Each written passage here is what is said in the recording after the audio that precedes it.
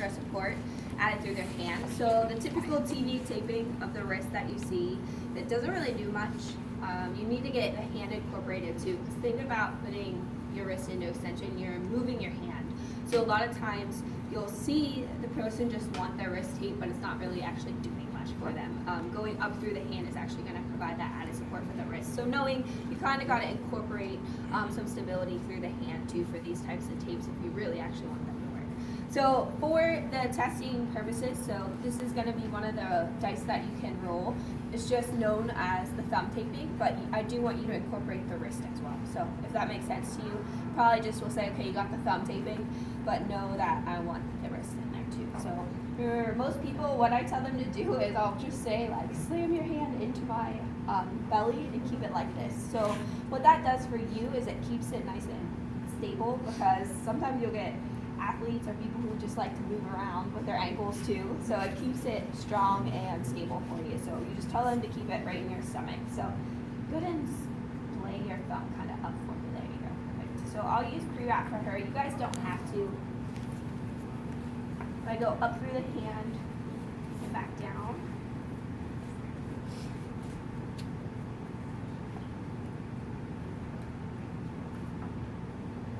So for wrist, you can do continuous, or you can do just kind of by single. And I do single because in the end, I'll ask them if they want it tighter. And if they do, then I'll tighten it up.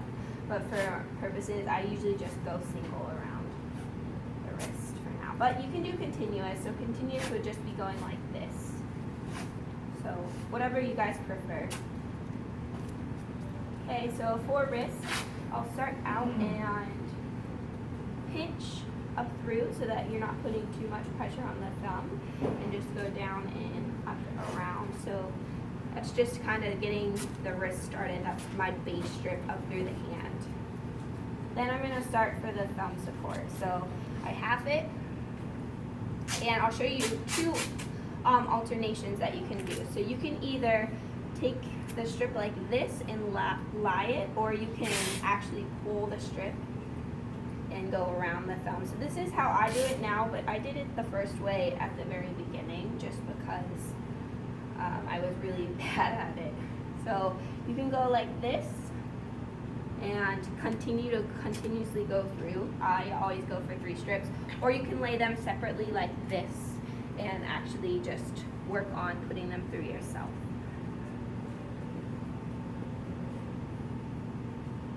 So does that make sense between the two? So I like to do the other one, and when I lay them, I'm going to do the simple way first so that I can show you where it needs to be laid.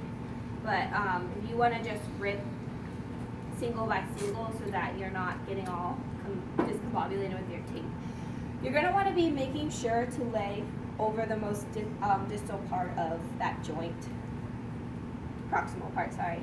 So the thing I've been noticing last semester with a lot of you guys as students, you guys were kind of laying it very low, and you're trying to still give support to that thumb. So you don't want her to really be able to really bend at that proximal part. So you're going to lay it by half, and you're going to continue to go up. So that would be 3 for me. If you want to give me your other thumb, I'll show them that other one. So other way you can do is the way I do it, and if you guys want to practice this way. So again, I look for that very part right there to make sure that I'm covering. So I'll go around once, and then I lay it by half. So I'm going to go up by a half strip. So see how I'm really making sure to cover the base? Don't want to lay too far down. A lot of people are laying down in the anatomical snuff box, and that's way too low. Okay, so that's the other way you can lay. So whichever way you guys are comfortable with, I'm not going to judge if you want to just kind of lay the strip and then lay it down. So that gets laid. So now that I have the 3 strips around the thumb, what I'm going to do is I'll start with my other half strips that I already had from the previous, and I'm going to lay C strips throughout the hand. So to cover all of these gaps here.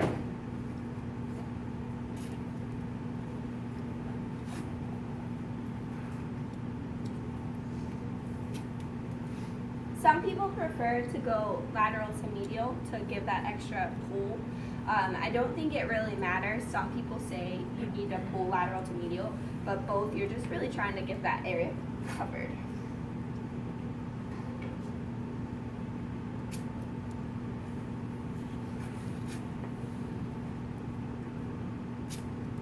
Okay, so when that's covered, you are going to cover and close off this. So again, you're not going to want to go out to play with these uncovered because they're just going to kind of go up on you. So I normally would lay another strip up through the thumb because then this would close off for me, but for this purpose I'll just cover it because I don't want to confuse you. So I'm going to close off this area.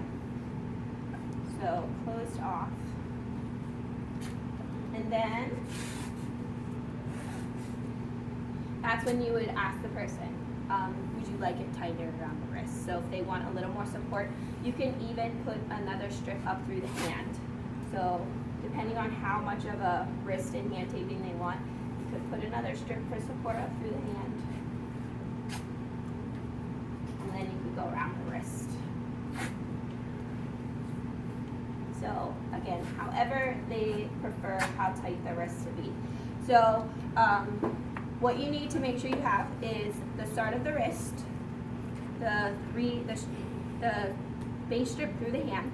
So starting up through the hand, then you'll get started on your thumb strips. So 3 strips of those. So usually I start on the ulna and go ulnar styloid and go around the thumb, making sure you cover that most portion of the thumb, just because you want to make sure they're not able to really bend it. So a lot of times this is for people who typically hyperextend their wrist, and same with the thumb. They have joint sprains of the thumb, so you want to give a little less motion to that area. So the 3 of the thumb, you're going to want to do the C-strips through the hand, starting lateral to medial, and then you're going to close off those C-strips so that they're not flaring away. And then you can tighten up the wrist if you would like at the end. I'm not going to make you tighten up the wrist, but if you prefer to for practice, then that's fine. So does that make sense to everyone? Do you guys have questions on any of that? Okay, so go ahead and practice that. I will walk around and